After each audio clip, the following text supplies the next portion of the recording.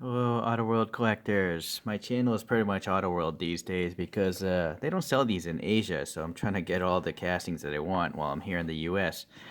And since I don't have many Auto World, I just bought the whole little set here of the, well, doesn't really describe other than the part number, right? But it's a 6-pack, I believe, of a bunch of castings I don't have. I got this off of eBay because I can't find anything at any stores locally. I stopped trying. Okay. So today we're going to talk about the Ford Country Squire from 1964. Let's just take a look inside here. Oh, there it is. We got a white Country Squire. What is this about? Oh, look at this. My Kingswood fell off the card. If I actually collected the cards, I'd be quite happy about that. But I don't have room to bring back a bunch of packaging on an airplane. That's my favorite one of this lot here. So that's a different video though. There's a Galaxy 500 XL. There's a Mercury Comet Cyclone. Cars I've never heard about. I've heard about this because my friend had one. Or I think he had a 68. Or has it still, I don't know. And then I don't really even care about this one. But I like all the other 5. Okay, so at least everything is there. Just luckily I opened my stuff up anyways. So let's see. Any stats on this one? No. This box is also crushed here. Alright. New tooling, but how old is this? It says new tooling. Looking at the copyright 2013. My goodness, this is old. Wow. Alright. Collect all 6 and release number 2. There's some sort of QR code here. Interesting. So is this... Did QR codes even exist in 2013? So is this licensing just old? And maybe this is a new release? I don't know. I don't know. Okay, well... So the Ford Country Squire was the full-size, top-level station wagon by Ford of its day. And it spanned between 1950 to 1991, over 8 generations. I never knew that. And so, a squire in British language means a village leader or the lord of the manor. This is all Wikipedia stuff, guys. So, unfortunately, this blister doesn't actually, it's not as good as it could be. It's better than nothing, I guess, but I'm used to mini GT ones where they cover the bottom as well. At least it fits the box, so that's better than old tarmac works. Alright, so if this is a 1964 Country Squire, this would be the 5th generation one. And so in this generation it became 5 inches wider and 5 inches longer than the previous one. And it would have been powered by either a 3.7 inline 6 up to a 6.4 V8. I'm sure there's many engines between those two. And then, this is odd, it's a body-on-frame design, like a truck. So this must have been a really heavy-duty station wagon. And then it has 11-inch drum brakes, meaning it's also a death machine. Because drum brakes are horrible, from my experience. This was actually shown in the movie Goldfinger. So that supposedly that's a picture from the old James Bond movie Goldfinger, and it was in it. I don't really recall that. I'll have to watch Goldfinger again. Alright, well anyways, today we have this white version, and it's contrasted very nicely by the wood paneling here on the side. But let's just get back to the wheels here first. I always like to start with those for some reason. These hubcap wheels look nice. I think my rear photograph has these wheels. Okay. I like the tread blocks don't look very off-roady truck-like. They're okay, I think. Unfortunately, the white wall is a waste of time. That is not centered properly. So, might want to flip the tires around. So the wood paneling is light wood and dark wood. And then there's also rivet marks here shown. I will say, I don't know if it looks like wood though. It doesn't have that, you know, graininess to it that you can see printed on other models. But, yeah, I don't know. For 2013, I guess this is what people wanted or expected. Door handles stick out. They have silver paint. The rear wheel, pretty good, I guess. I like that they have silver on the middle there. Alright, and then it says Country Squire there, so that's cool. Rear glass, rear glass. I wish this was open, but at least this one is open, so you can kind of see a little bit of the dashboard. Let me get my flashlight. No, it's actually right here.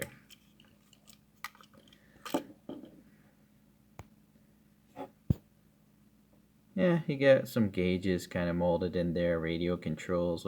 Looks pretty good. You know, ribs on the cushions. Is there a third bench seat? I think there's 3 rows of seats in this guy. It is a full-size station wagon, so it makes sense. Alright, so I think that interior looks pretty nice. Going to the front, it's nice that the hood is actually closed. Unfortunately, there's like something wrong with it, though. I don't know if that's where the metal is cut off the sprue. Oh, this is very loose. Yeah, that's extra metal, so that's not very good.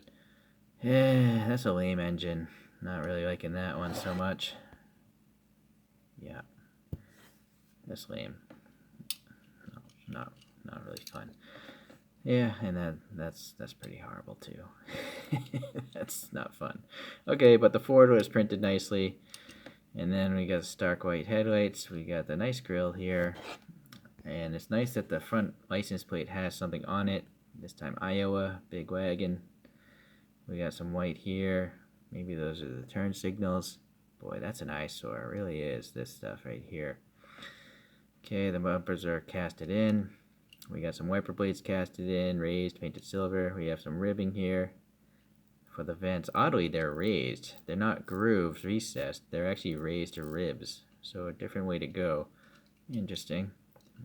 Silver paint for the window trim all around. Got some ribbing on the roof. It's got a sink mark or a pothole in the casting. I'm also noticing, I think this is paint rash developing, right? Looks like a whole bunch of tiny bubbles. So, granted, it's been in that box for a long time. If this is from 2013, that I don't know. I guess if it's from 2013, maybe that's, I don't know. I just wish there was never a paint rash. Real cars don't get paint rash like this, right? Or maybe they do. No, I don't think they do. Okay. Separate rack up here. That's nice. Plastic. Okay. Yeah, this side here. Yeah, that's not printed very well, the brown inside there. I really wish there was a wood grain pattern here instead of just that solid brown.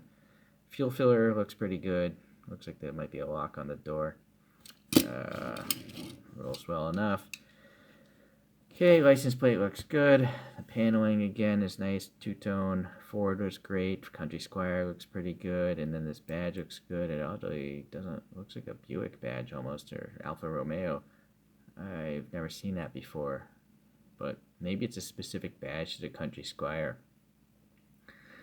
Lights are pretty nice because they're actually recessed here for the red, and then the center's still painted silver, so very Starship like, but it was the 60s, right? So open here, nope, that's plastic. And then look, it looks like another casting problem, like this time it's like been cut, so that's too bad. And then way back then, yeah, Auto World has the room to actually print what the car is, but just skips it. They just don't think it's important. So this is from 2014. Alright, and then it's press fit together. The treads look pretty good. They look old school, and the tires themselves aren't very wide, so that looks appropriate. Under carriage details are okay. Exhaust tips are part of the base here. Alright, well, I guess for 2013, not so bad. Or I guess for the price of an Auto World, maybe not so bad, right? Alright, let's take a look at a couple other vehicles. I have this Auto World Suburban, and it's one of these patina ones. There we go, sorry. I have this station wagon, a 57 Nomad from Muscle Machines. That's cool. It's a lowrider. It's got some adjustable suspension there. And then the hood gap is covered up very well by the flames. So I like that one a lot. And then, because there's wood paneling, I got this one earlier. This is actually an Auto World casting, but it's this Johnny Lightning Zingers thing. And see, I like this because you can actually, there is a wood pattern, although this one isn't covering very well. The white's missing, but on this side, it's very nice. This looks like, you know, white stained wood or something, or driftwood, henceforth, driftwood. So, Auto World or Johnny Lightning is the parent company, whatever they are. They've done a good job of updating. So, it's nice to see progress in diecast. Or maybe this is just a way for them to try to buy an old casting now, right?